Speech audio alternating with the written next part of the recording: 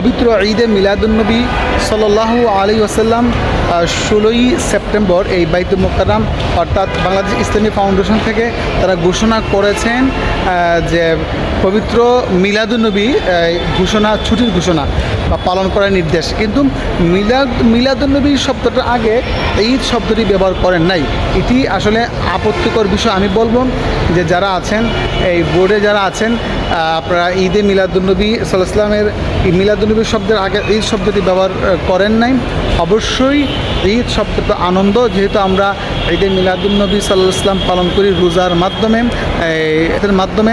এই জন্যে যেহেতু সময় এখনও আছে, আপনারা এই ঘোষণার নোটিশটি বাতিল করে এই নোটিশের মধ্যে শুধু একটু জায়গায় অ্যাড করে দিন ঈদে মিলাদুন্নবী, যেহেতু ঈদ আপনি অ্যাড করেন নাই। তো সকলেই ভালো থাকেন। আমার কারা কারা একমত আছেন কমেন্ট সেকশনে লিখুন যে মিলাদুন্নবীর আগে ঈদ শব্দটি ব্যবহার করা যেতে পারে কি না। যারা যাওয়ার পক্ষে আছেন, ঈদে মিলাদুন্নবী লেখার পক্ষে আছেন, কমেন্ট করুন এবং শেয়ার করে গোটা জাতিকে জানিয়ে দিন।